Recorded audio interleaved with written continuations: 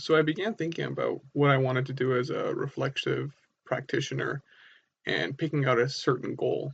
And I wanted to pick out something that I could do introspectively in the next 9 weeks.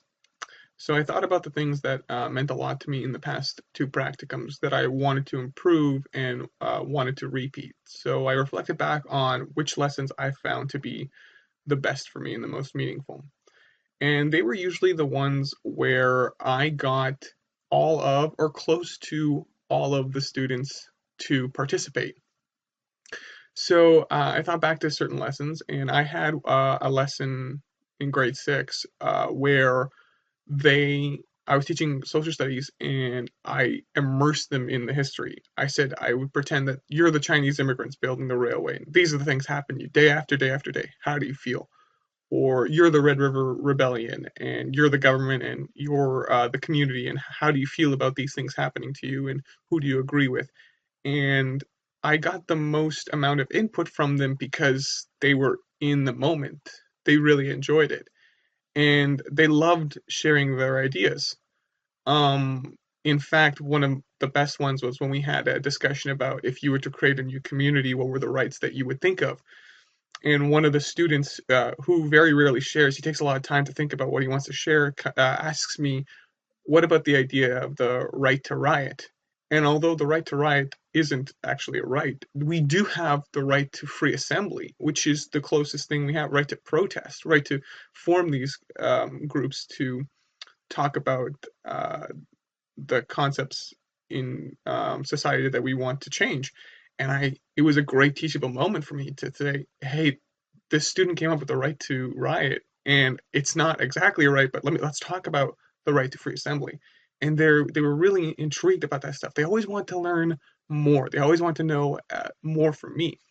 And in my grade 1-2 class, I found the best ones were usually the ones that allowed them to explore their creativity. I had one where I said, let's pretend I make an island, and I called it Giant Island, and I'm a tall person myself, and so I made my face and I showed them different areas of my island, pretending that I was walking on that island and what it would be like as a story. And I had to extend it to the entire language class because they were so immersed. They were like, I can make my own island, I can do whatever I want, and every kid's doing it, even the ones who don't like to write or read. And the best one I've always had was I did an escape room for the grade ones and twos, and they were in it. And I differentiated the instruction as masterfully as I could. And it's these moments that I think about, and I'm like, what did I do well? And I involved everybody, and um, I got them. I hit some sort of core where they wanted to learn. And so I thought about my own time as a student and what I did as a student. How it changed me. And I remember the most profound moment for me um, was reading Hitchhiker's Guide to the Galaxy in the story of the number 42, where they made a computer to find out the answer to the universe and everything, the purposes of life, the universe, and everything. And the answer that they got from the computer after billions of years of processing was 42. And the people asked, that doesn't make any sense. 42 what? And the computer asks, did you ever really know what the question was? And it's those kinds of thinking that I kind of look back and go, oh, did we ever know the question? And I always thought to myself, it always seems to me that we always have all the answers, but we don't ask the right questions to get to make those answers more profound.